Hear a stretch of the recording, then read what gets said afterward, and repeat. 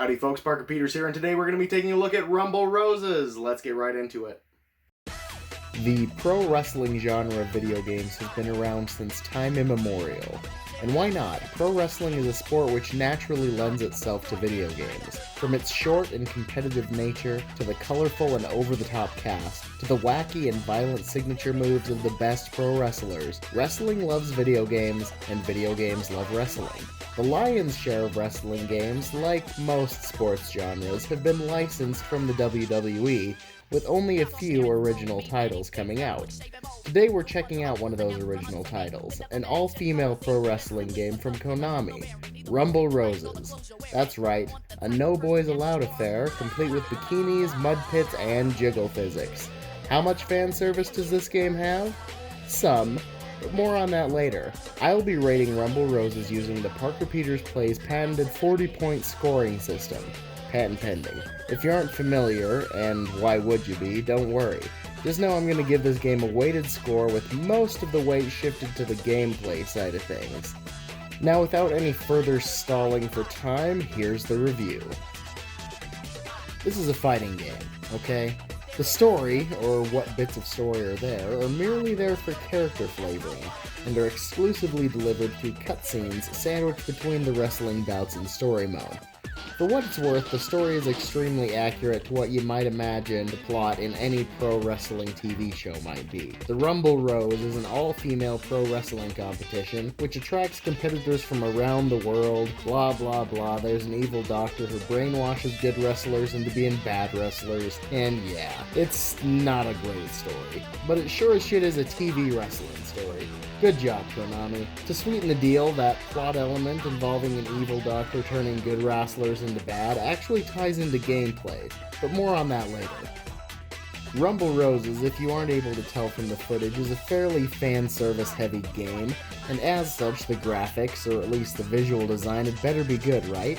After all, how can you expect to trick filthy wayaboos out of their sweaty, clammy cash without hot, high-definition waifus? Luckily for Rumble Roses, the visual offerings here are all pretty tight, both in the design and technology departments.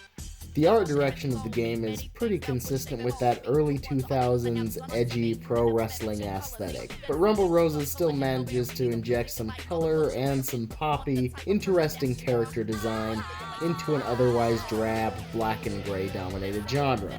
The designs on offer are all very unique and visually catching. Every girl looks different and her design exudes a different attitude. You can see the work that went into really squeezing as much personality and visual storytelling into the character design as possible, and that's something that should always be praised, especially in a digital collection of fightin' waifus like this one. Technologically speaking, the game is beautiful for its time, with crisp, high-resolution character textures, high polygon models, and some of the best jiggle physics in a non-dead or alive game. All of that, along with great lighting and crisp, detailed shadows, make for a pretty dang good-looking PS2 game if you ask me.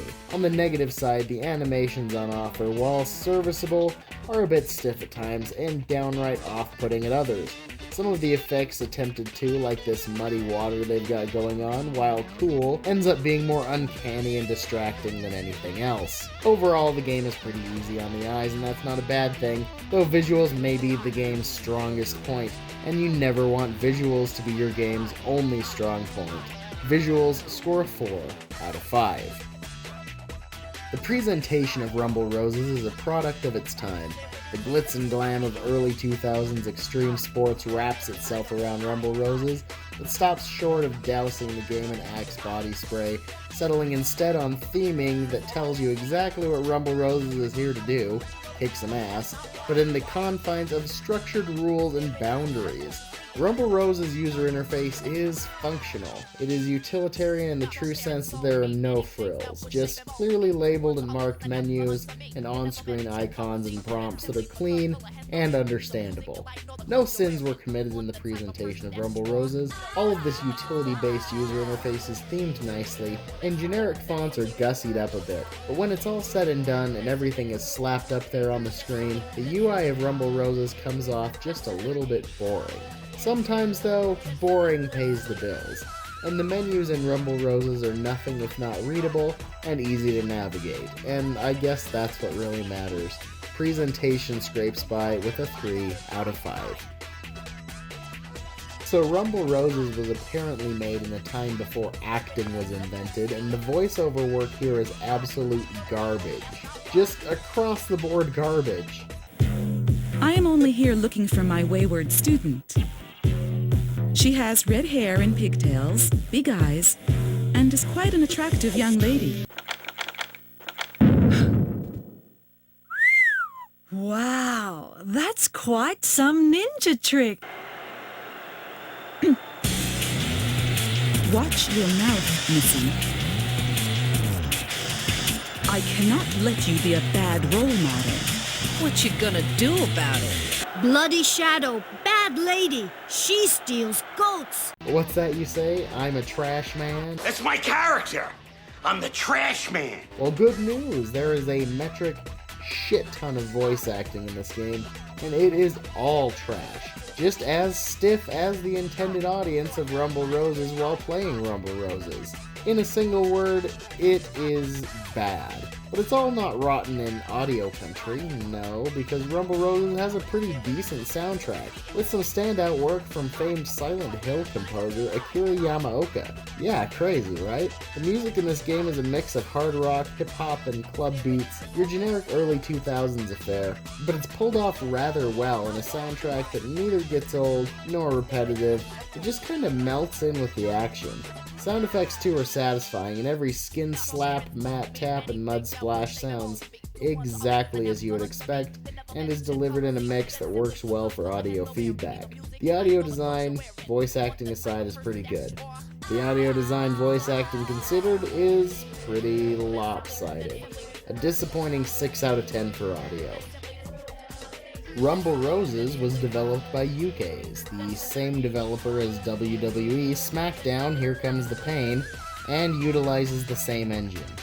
Yuke, strangely enough, has developed nearly every licensed wrestling game, 31 wrestling titles in total since the year 2000, and were recently taken off WWE duty for good following the dog turd that was WWE 2K19. Rumble Roses came near the beginning of that illustrious career, but that's just a fun fact, I guess. With such a developer behind the wheel, one might think Rumble Roses is a masterpiece. But a masterpiece she is not. The game plays basically like any pro wrestling game released in the last 20 years. No surprise there, I guess. You have 11 wrestle girls to choose from, each of which has a pretty samey moveset of grapples, punches, kicks, and finishers.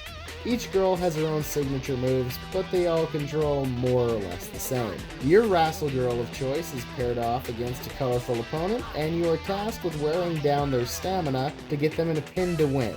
It's just wrestling, you get it. Rumble Roses utilizes a system where hitting an opponent in the body will wear down their body's stamina and thus make a body pin easier. Hitting them in the arm will wear down their arm stamina, making an arm pin easier, and so on in that fashion. It sounds like that would make for a deep and engaging wrestling title, but it really doesn't. The controls are all a little loose feeling, and it seems like there is a little bit too much of a button delay on attacks. But after a while, you can get sort of into the groove and rhythm of it, so the controls can be salvaged on that end. Still, it would be nice if they were a little bit more responsive in the first place. Gameplay for me lands an underwhelming 4 out of 10. One of the more interesting features in Rumble Roses is the heel-face system. Like I mentioned earlier, the story of Rumble Roses revolves around the old wrestling cliche of the heel turn, a good wrestler turning evil. Well, one neat thing is that every single one of the 11 wrestlers you can choose from has both a face and a heel persona to play as, a good and an evil version of that character. These alternate versions aren't just skins either, they're all fully voiced and have unique movesets, well, at least as unique of movesets as they could be, and have their own unique story paths with cutscenes and everything. It's a super fun feature that unfortunately feels wasted on this game. The worst part is, when you unlock the variant of a character for story mode, that character is not unlocked in exhibition mode. No, in order to unlock the heel version of a character in exhibition mode, you have to play as that character in exhibition and fight dirty long enough to earn your heel turn. After that, the character is not available as a face for exhibition mode, heel only. They did their heel turn and there's no going back now. Same applies for face turns.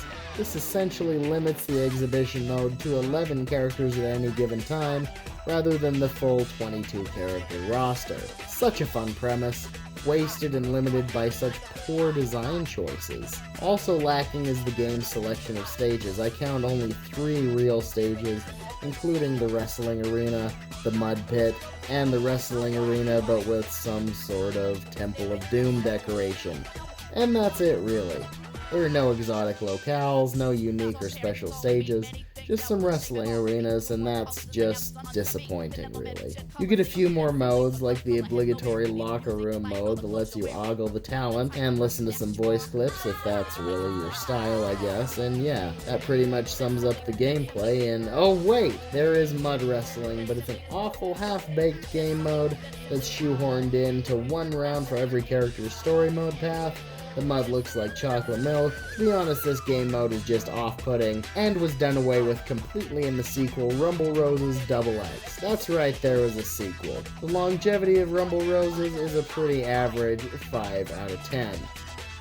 Alright, and here come bonus points, the part of the review where I just give a game up to 5 additional points for just being a good sport, having a certain something you just can't put into words, or I guess just because I want to give a game points, and I guess I want to give Rumble Roses a couple points, because you know what? It has flavor. It has a personality and a fighting spirit, both of which hint at what could be a truly great wrestling girl game, if only anybody cared to give it the love and support it deserves. The characters are well developed, their designs are fun, hell, they could even be iconic in another life, but they're not. The game is just so-so. 2 points. In conclusion, Rumble Roses is a wrestling game, an all-female wrestling game, which while full of personality and charm, is lacking in oh so many other aspects. From the abysmal voiceover work, to the stiff and unresponsive controls, Rumble Roses never ends up bringing home that championship belt. But you know what it does bring home? A painfully average 24 out of 40.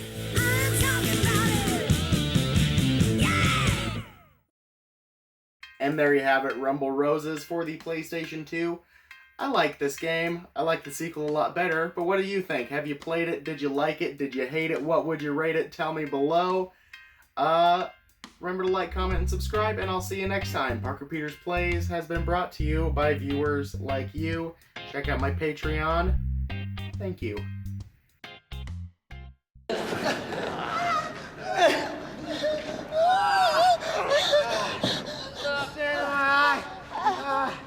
No.